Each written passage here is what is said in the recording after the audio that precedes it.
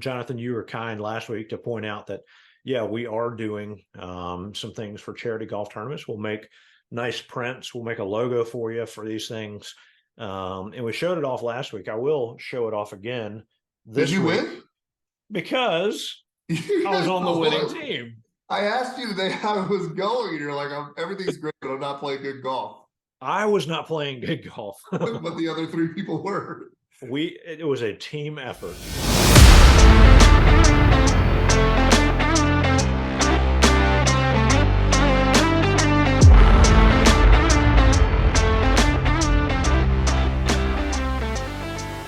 Hey, everybody. Welcome to the Whole Story Podcast. This is Robbie Woodard here with my friend Jonathan Hill. Just the two of us today. We just thought it would be a great week to kind of talk about the PGA Championship.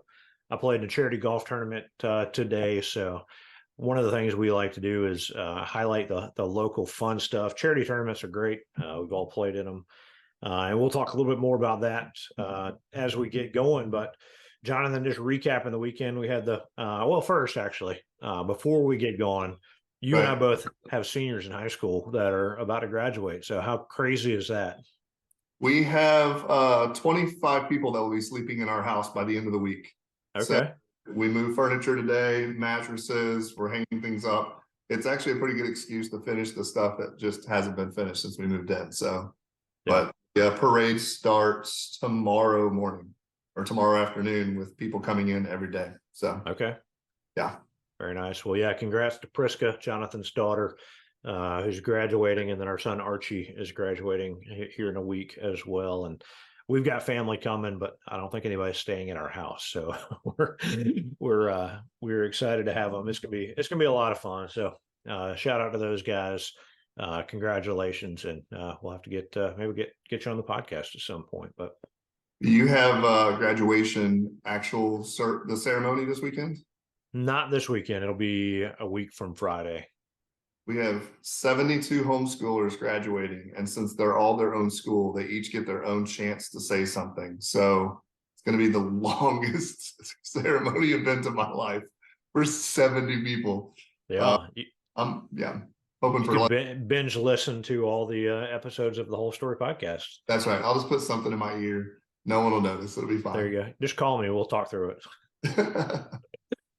Yep. But anyway, yes, we did have the AT&T Byron Nelson this weekend. Jason Day won it. It was Jonathan. It was the first time since 2018 that he's won a golf tournament. He's won like 13 on the PGA Tour, but it's been a while. He's been playing well, and it was fun to see him win.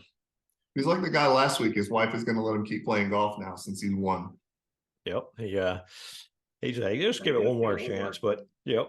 It's a funny story. I took Archie to the Heritage. I don't even know if it was the RBC Heritage years and years ago.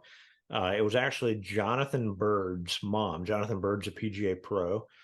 His mom goes to church with us here in Columbia, and she was able through him to get tickets for Archie and I to go. I think Archie was in her Sunday school class, and I took him down, and we're watching it. And Jason Day, this guy from Australia, you didn't know, and this is a long time ago, probably, I don't know, 2011, 2012, maybe, or maybe before that. And we're watching him play, and he's, at the Heritage, everybody's close, like you're, 10 feet away from the person, and we're sitting in these stands right next to one of the holes, and he comes walking up, and he looks over at this lady in the crowd, and he's like, "Hey, good looking." And we're all like, "Whoa." And he paused for a second, and then he turned back around and addressed the crowd. He's like, "That's my wife." Picking up girls on the golf course might not be the right thing to do. Yeah, no, it was funny. It was one of those, like, God, that guy's got a sense of humor. It's kind of fun to watch. But I do have one other Jason Day story. So I was doing some stuff with the guys from Golf Gamebook. Shout out to Miko and Miko, Finnish company, but it's an incredible golf app. Check it out. But we were down in Palm Beach Gardens, Florida. This was leading up to the Honda Classic. So it's like the weekend before the Honda Classic. We were going to do some scoring for some pro-ams and stuff. So we were hanging out with these guys. This is a Sunday evening, and we're in the bar in Pebble Beach, or PGA National, and on TV they're playing one of the World Golf Championships. It's the one it was out in, I think, Dove Mountain Resort or something out in Arizona, and it was the one Jason Day and uh, Victor Dubuisson, I think, were kind of dueling it out. They were in the final pairing. Victor kept hitting it into like crazy cactus or whatever and getting out and onto the green. So they kept going over and over extra holes.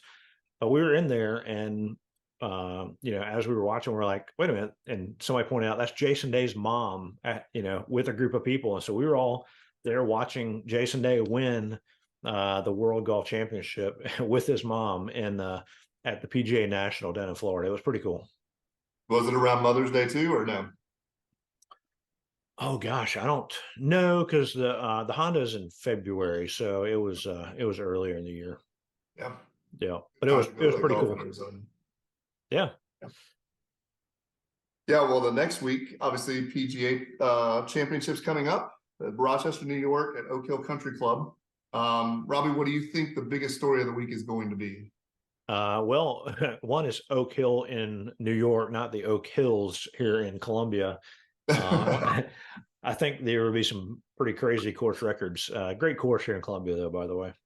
Um, the biggest story, probably, even though you don't want it to be, is going to be the live guys coming to play a major and kind of Yeah.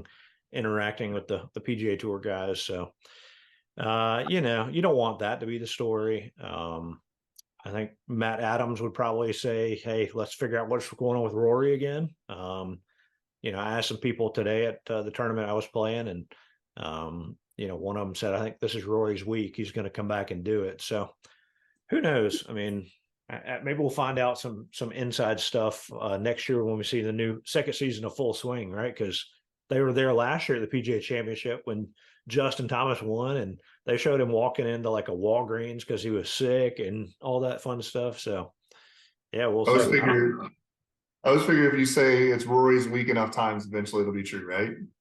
That's true. Well, he does have the talent to back it up. So Yeah, it's not. Yeah, it's not like you're going to pick the least favorite like we're about ready to here in a little bit. yeah, that's true. That's true. What about you? What do you think is going to be a headline this week?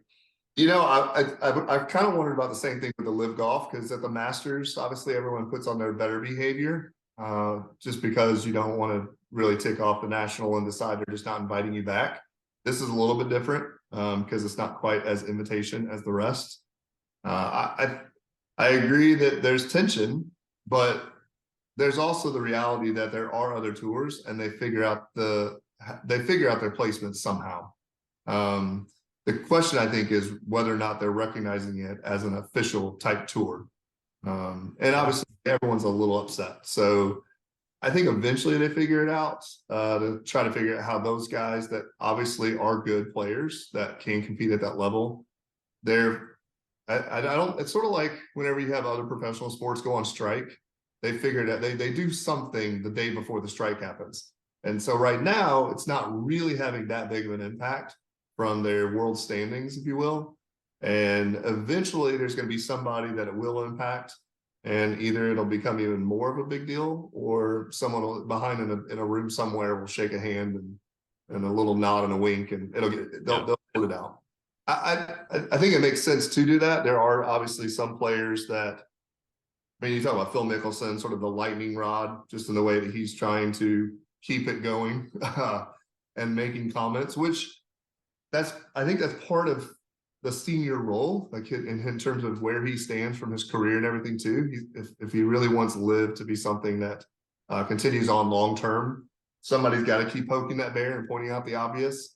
But there are also other players that don't seem to have as contentious of a relationship that I think it would be fair to try to sort out how that's going to happen, both in the short term and long term.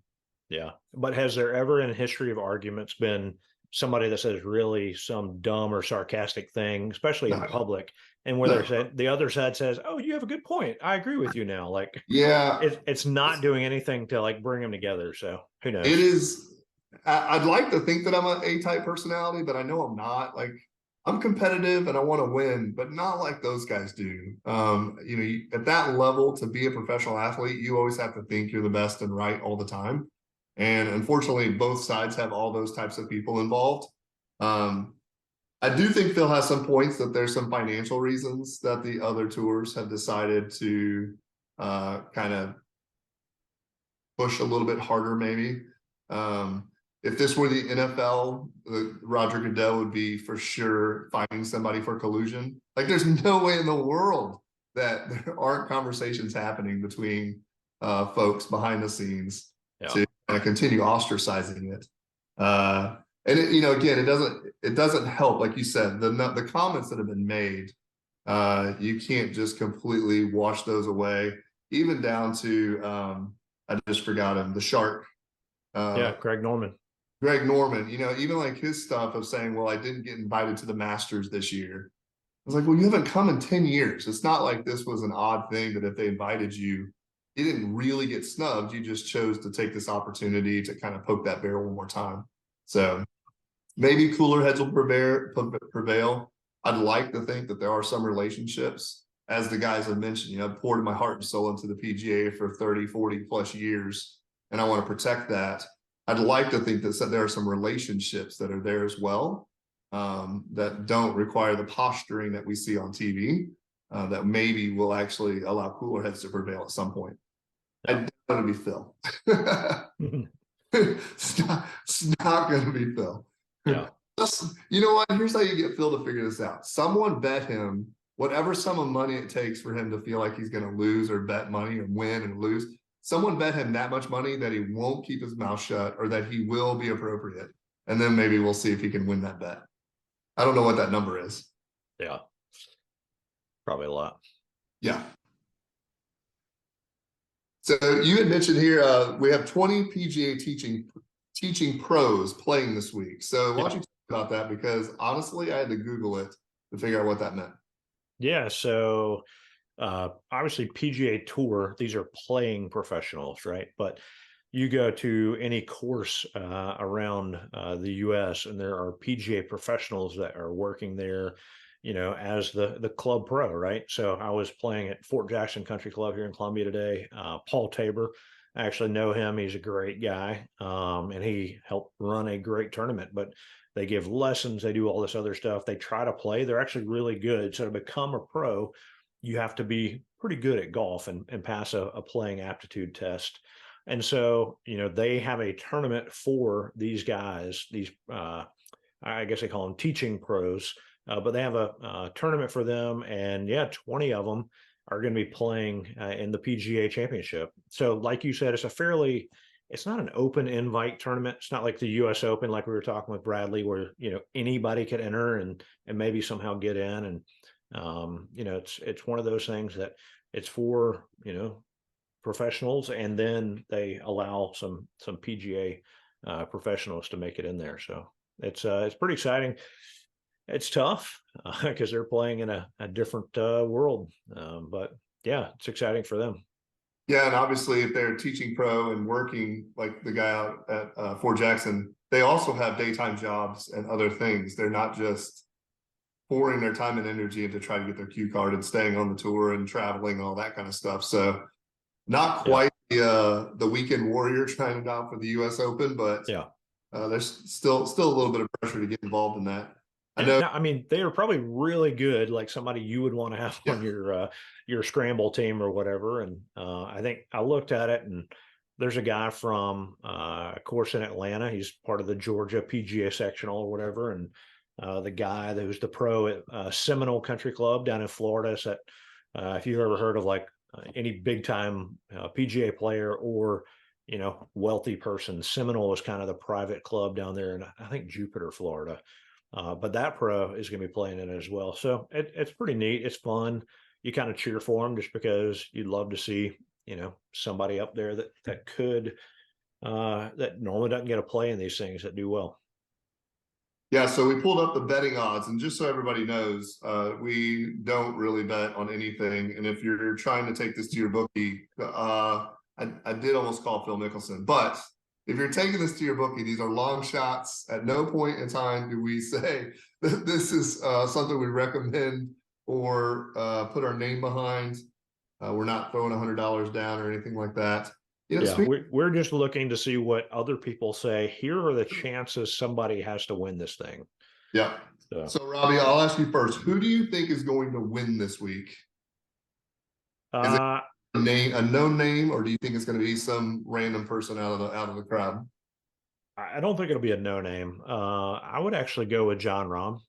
Okay, You know, that's a hey, safe pick, I believe, as it turns hey, out. the He's the number one favorite guy to in the win. world, right? Like, Yeah, but I mean, he is crushing it. He's won more money this year than anybody has ever won in an entire season.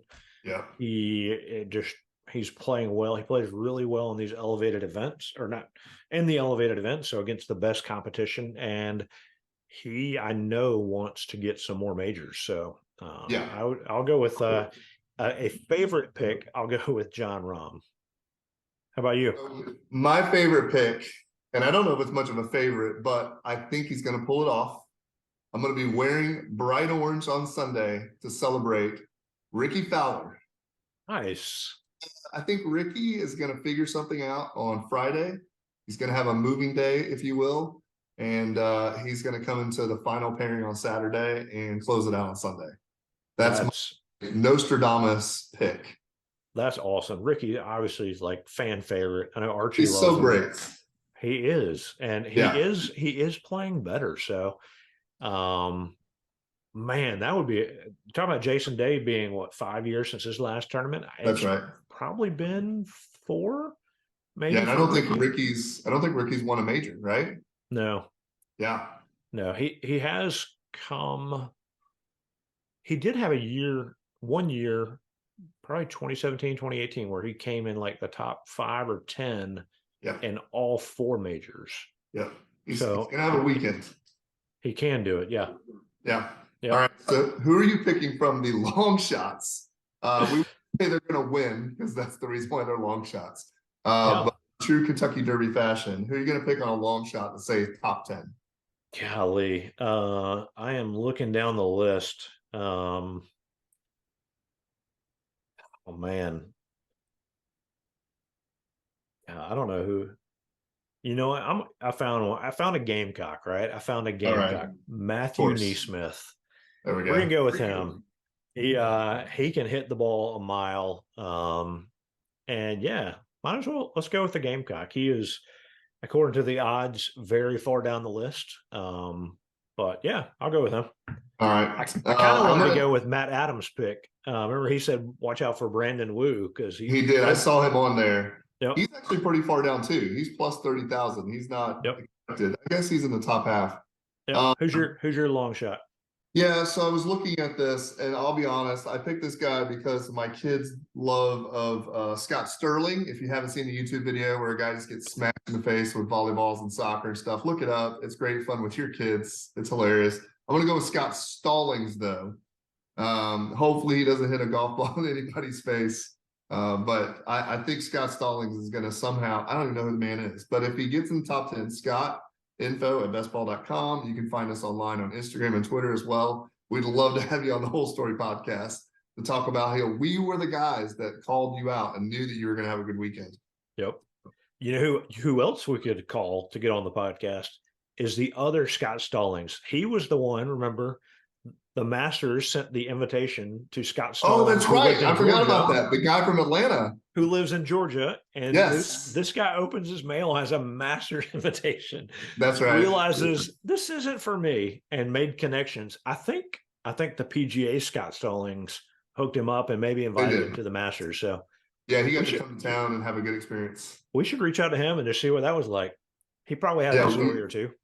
Well, he's obviously got a story now because he got. I wonder. My question would be: did they let him keep the invitation? I doubt it. No, because he sent it to him. Yeah. Well, They figured out how to get it to him. Yeah. I would have made a photocopy.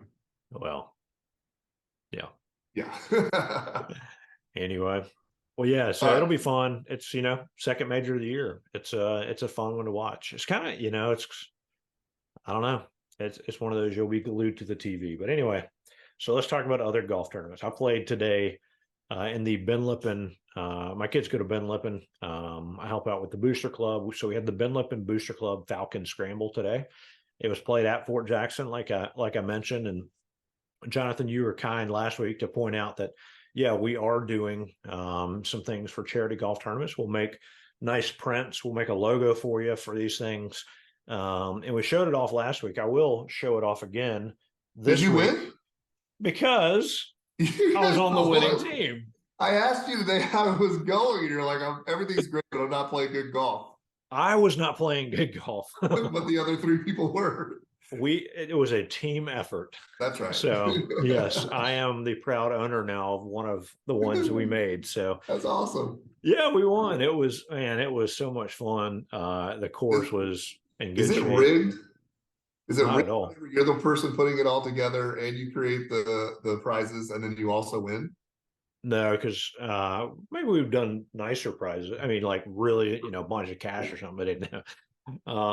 No, we had a good team. So if you've listened to the podcast and you heard the incredible story of Donald Taylor playing at Augusta National back in the day, Donald has been a friend of mine for a long time. And so he played with me. His sister Meredith played.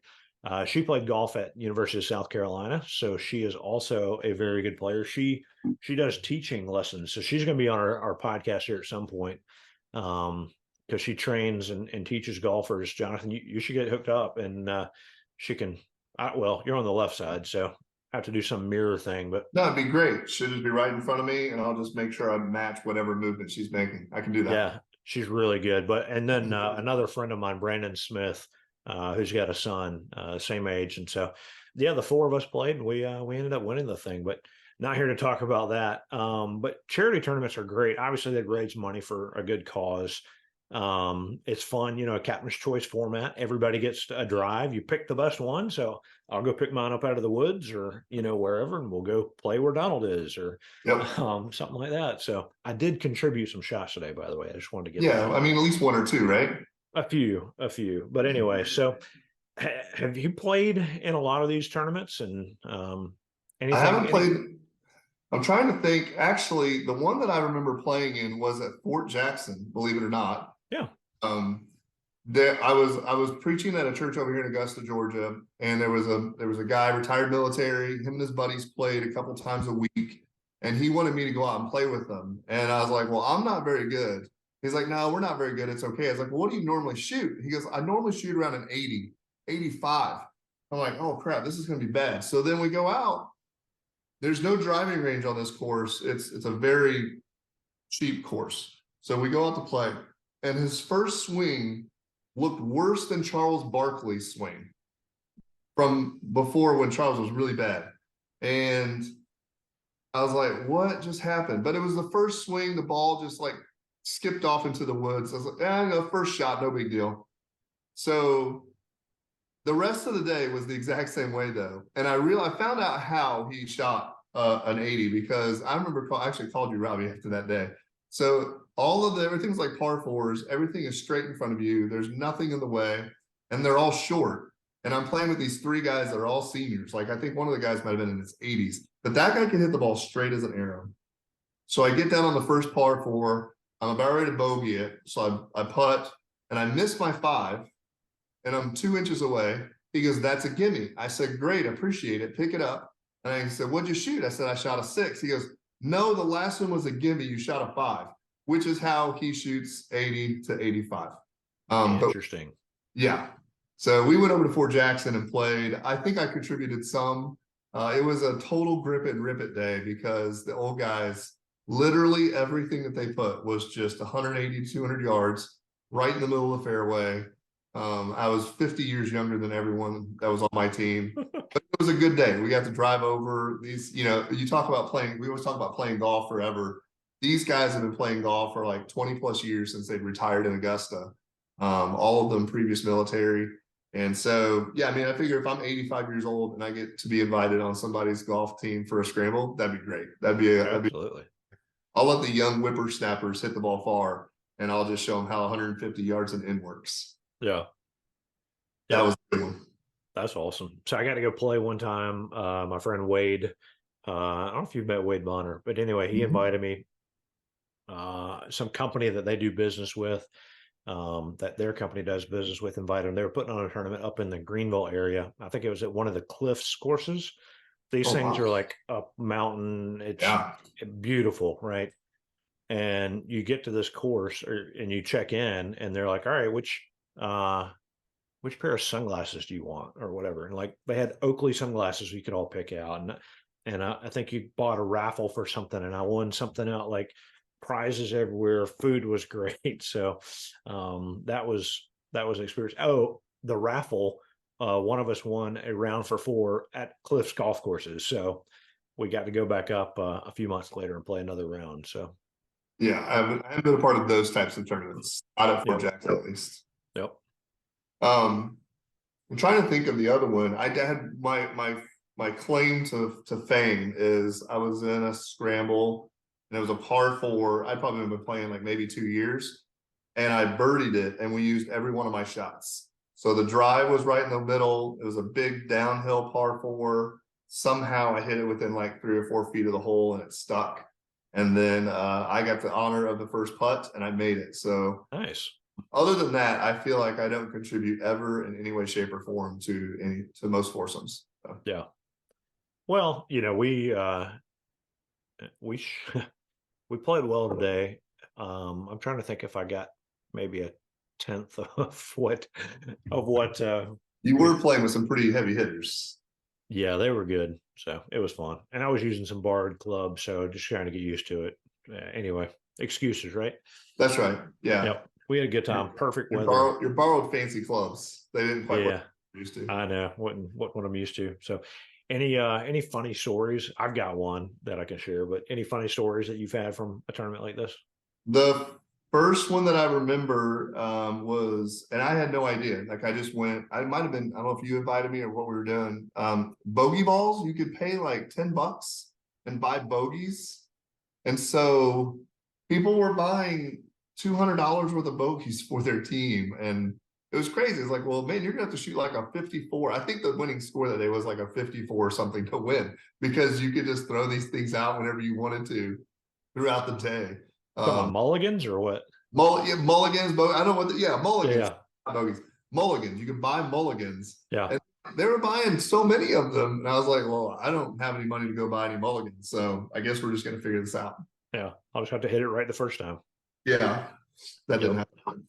So I played in a tournament, actually with our former boss. We were playing in a tournament at Cobblestone here in Columbia, and I won't say what tournament it was because the funny part is what happened. So the host of this tournament, right? It's his tournament. He and a bunch of folks are on a par three. This is the closest to the pin. He was going to take a shot. If you got inside of him or whoever got the closest to the pin was going to win this really cool prize. And they're grilling wings and having a good time. Music playing, it was awesome. He hits a shot. He hits it close, probably 5-10 feet away, and par three, a little over water. And Jonathan, I hit the ball and I'm like a foot or two away from the hole.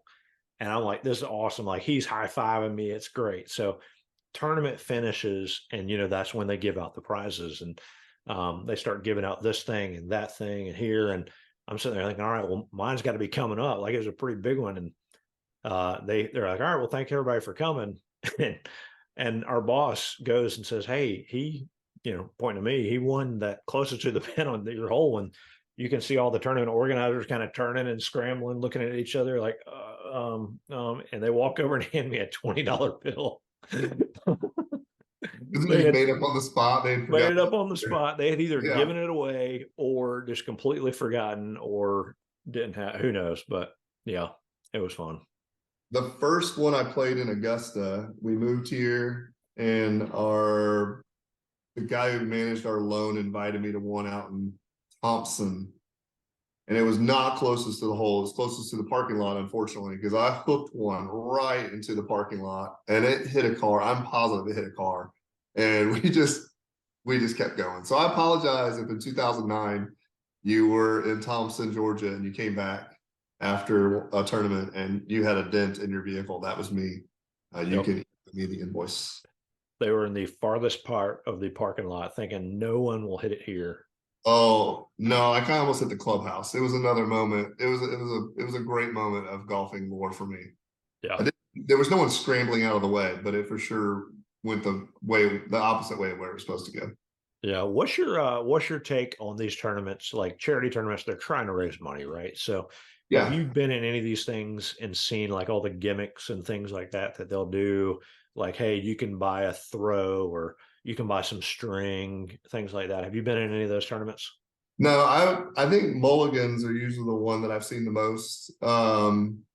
It's I don't know, and you probably know more than I do because you've organized some of them. I'm assuming there's some sort of break from the golf course, right? They have some sort of rates that they give you that are a little bit cheaper. Um, I I know my work with the YMCA. I know a number of YMCA's will host these events, and most of the funds that they raise are coming from sponsors and things like that that are participating outside of the tees. Um, but listen, if people are raising money, as you know, they'll do almost anything, like pies in the faces or Yep. $20 bills, whatever they can figure out what prize they're supposed to give somebody. Yep. And the best part about it is at the end of the day, like you said, at the end of the day, everyone usually gathers around. There's usually some extra snacks and stuff like that.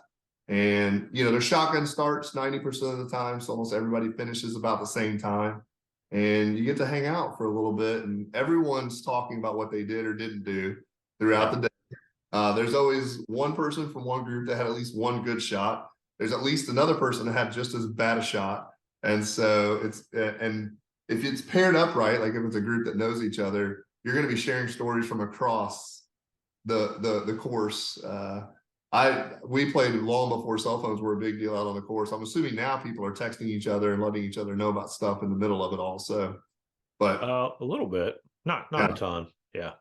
I think end of the day Um, is probably my favorite part about it, when everybody gets together and talks about all the fun things. Whoever rides in last with the closest to the hole on the cart, right? That's the one that I'm always looking for. yeah. Yep. Yeah. The best score typically comes in at the very end. So That's right. yep.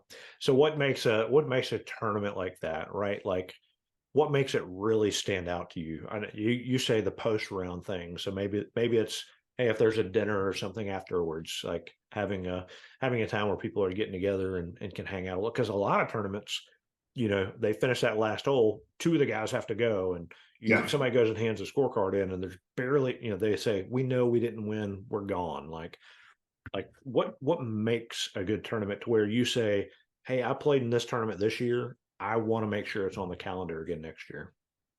Yeah. That's a great question.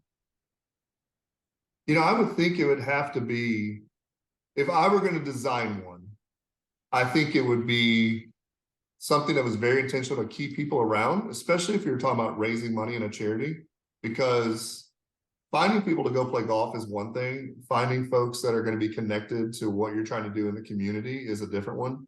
And so and it wouldn't even be about the prizes and stuff like that necessarily. I think about fundraising again from a YMCA perspective, because I've been working with the Ys for 6, 7 years now. And I always think through, like, those funds that are being raised can change people's lives Mm. in real ways. And so if I were going to design something, I'd want to make sure that there was that maybe 45 minutes after that everyone could stick around. There's always going to be someone that's got to go, but like, starting it at 9 a.m., 9:30, something like that, so that as people are coming through the turn and their 9 holes, they're picking up a snack or something along the way, and then making sure that there's some type of uh, huddle, if you will, or whatever at the end, and that it's not 6 o'clock, because I've been a part of those too, where it's like 4:45 when everybody's done, and you're trying to beat traffic, or maybe this was the one time you got to go play because you weren't taking time away from family type stuff. Mm.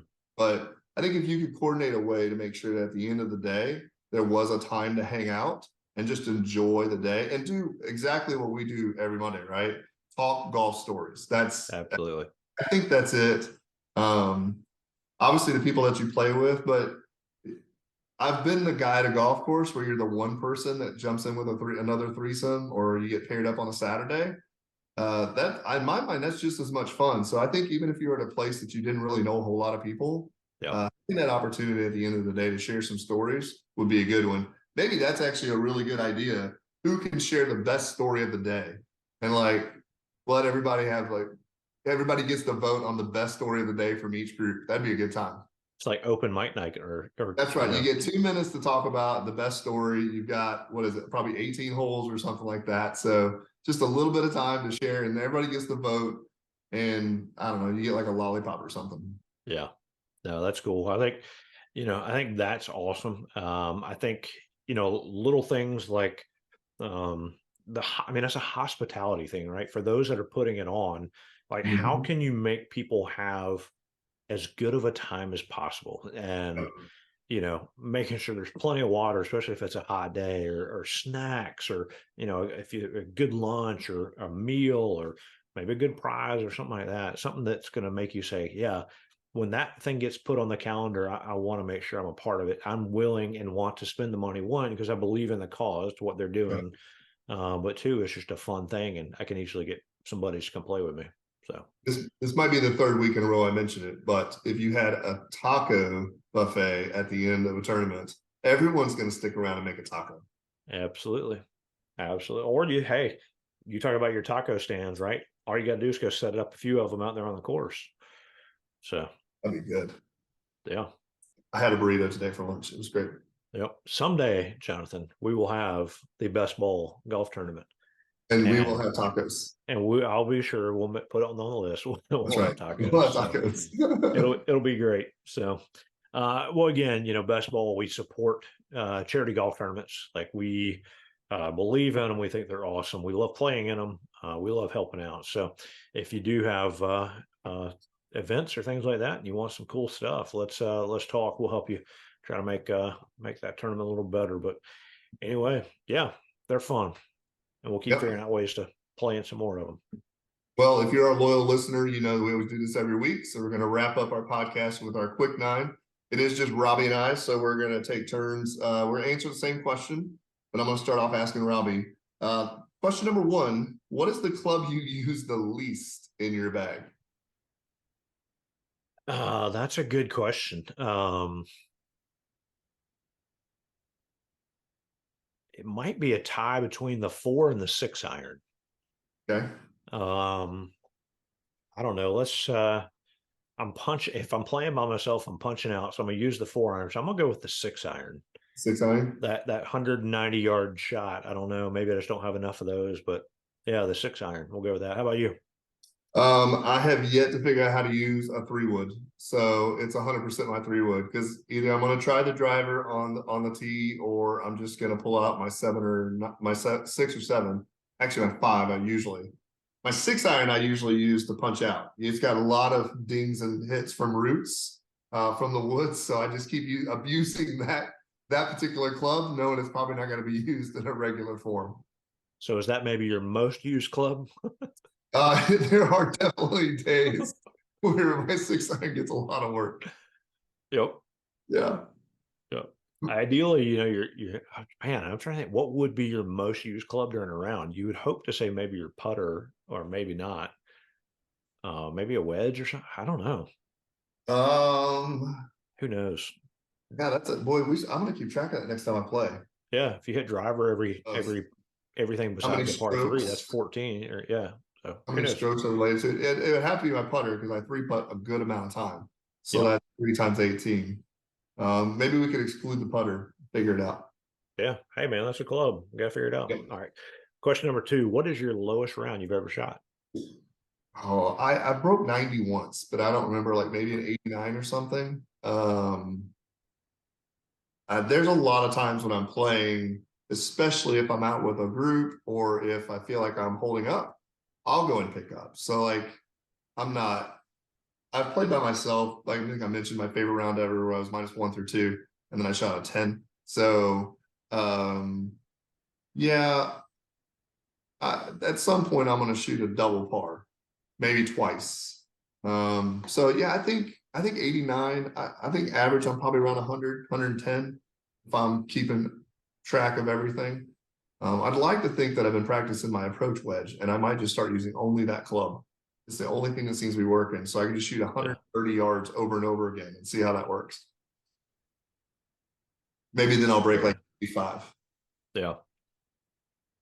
That's cool. Well, What's your lowest round? I was trying to think of that. I think it was a 74 Ooh, on a at Fort Jackson. They have two 18s out there. I think this was on the Wildcat course. I was playing with my kids. They were actually a part of the PGA Junior League out there, and so we go out there and play some. And yeah, I shot a 74 playing with them. That was actually, I don't know, 8 years ago. Back when I played a little more and was better than I am right now. So 74 strong, man. it was Oh, fun. It was a good day. should convinced Emily you're going pro after a 74. I mean, that's basically pro. That's basically pro. That is Yeah. basically pro. Yep. All right. So speaking of pro, they don't have to do this, but how much money would you pay to play the national? Yep. You asked me this last week, and I think my answer was around $1,000. So I guess we'll go with that. We'll work on different ways to get us to play it before spending $1,000, if that was even an option. But how about you? Well, What would you I sign me asked up a to group play? of I asked a group of friends, and one guy said if his wife had to know about it, $5,000. If his wife didn't have to know about it, $25,000. Um, For uh, one round, that's crazy. my real answer, if I could figure a way to be for it to be a tax write-off, I it's one of those things like if I've only met one other person that's played the national, that's Donald, and I've never met him. And so you think about like how much money would you pay to be the only person that you've ever known to play the national? It's a little different here in town because there are some guys that work out there that get to play. So even though I'm in Augusta and I don't see a way, Robbie and I is telling me to believe media, we're going to go out there and play someday. I think I'd pay $10,000. Wow. I think I think I would. I'd have to buy. I wouldn't pay $10,000 today. I'm not good enough to play the national and waste that much money. I would definitely do like $1,000. But if you gave me like a couple years to practice, Well, then if you do 10,000 right now and you're shooting over 100, I mean, you're getting your money's worth I'm on gonna get the my money's worth. Yeah, I'm gonna be out there for like 7 hours. You're gonna lose so many balls in Race Creek. Um, yeah, but yeah, I think 10. Yeah, I Yeah. think Do you have a let's move on to the next question. Do you have a favorite course that you have played? You know, there's a lot of sentimental value to it because I played it all the time. I really like Limerick. It's the municipal course there in Columbia. They always kept it in good shape. It's the course that I would say I really kind of cut my teeth on golf and got to play more than I'd ever played before. Um, yeah, I love the way it sets up. It was, and I could be completely just making all this up in my head and just be mystifying it all. But if I were going to pick something, I'd go back and play Limerick. When we played last summer, we drove past it. I was like, oh man, we should have got a tee time for Limerick. And the parking lot was full. Like there were a lot of people there. So, Yeah. yeah. How about you? What's your favorite course? Well, one, we'll have to get together and go play that soon. So Yeah, that's that'd for be sure. fun. Um, I've gotten to play Sage Valley a couple times. It's incredible. I don't know, but Caledonia over in Pawleys Island it's a special course. Like it's so beautiful out there. Um, that might be one of my favorite courses of all time. So I like Caledonia here in Pawleys Island, South Carolina. So we On need to your go there and play. What's that? We need to go there and play. You would like that one as well. We're making a long list of courses. We are, right? Yeah, we're gonna have to play together for the next 30 years just to halfway make up these courses. If we If have we to. if we have to, right? If So we if you're have in to. Caledonia, are you walking? Are you riding? Or if they have the little scooter deals, are you gonna ride on a scooter? So I have you done. They have these kind of surfboard carts that you can do at True Blue, the sister course to Caledonia. I've done those, but I think I'd love to try the little scooter ride thing at Caledonia. That'd be fun. Yeah. Um, yeah. How about you?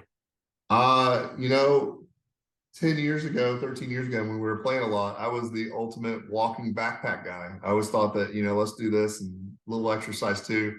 I've since come to realize that if the golf course has motorized, like engines in their golf club, you should not walk. You should absolutely use the cart. If it's an electric, you can almost get away with it. But if that thing Yeah. starts up and it's got a little rumble to it and requires gas, you should just go ahead and sit down and ride. Yeah.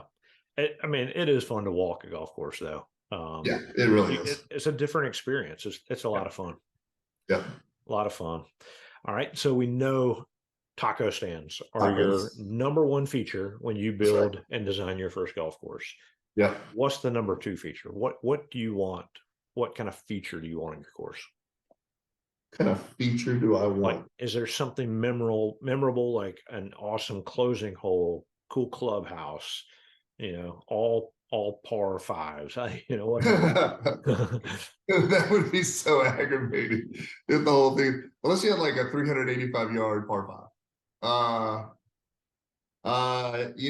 If I were gonna, had unlimited funds and you could just design whatever you wanted, I think I would probably do a replica of some favorite holes from famous places. So you could pick like hole number one, again, behind me here, I'd pick hole number 4 to replicate the distance and space of what the National is. I don't think you could exactly replicate those things, but just sort of a nod to the great spaces and places. You can even probably throw in some stuff from the old course because you're going to have something that's just flat, and you can put this 70-foot bunker somewhere in the spot that it shouldn't be. I played a course in Wisconsin this last summer, and their signature hole was the dumbest thing I'd ever heard of, even though I'm talking about it right now, so maybe it works. They had a par 3 behind 3 trees. So from the tee box, there were literally trees right in the middle of the fairway, and you couldn't see the green or the flag, and you had to hit it over the trees. Interesting. It was a blind par 3. So they said that was their signature hole. Maybe in the winter, it's a lot easier to play there because there's no leads. But yeah, something like that. I mean, I think you can find some interesting places that you've played or seen and see if you can recreate that. Yeah. Well, you talk about famous holes and putting a course together. Go to Myrtle Beach, go play the World Tour. They have that. They did that? They've done it. There's no original ideas. I didn't even try to steal that. I promise. Archie played in a junior tournament there years and years ago, and so I didn't get to play it, but got to walk, and they did a pretty good job. I don't remember seeing all of them, but it was fun. Yep. Yep.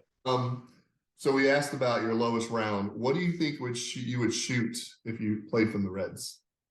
Oh, well, this is something you and I've talked about. Like, hey, let's go see Yeah. what we could do, and that's something that the golf world, PGA pros right out there, they want to say, hey, go play the tee box that you should be playing, Yep. and maybe it is the closest tee.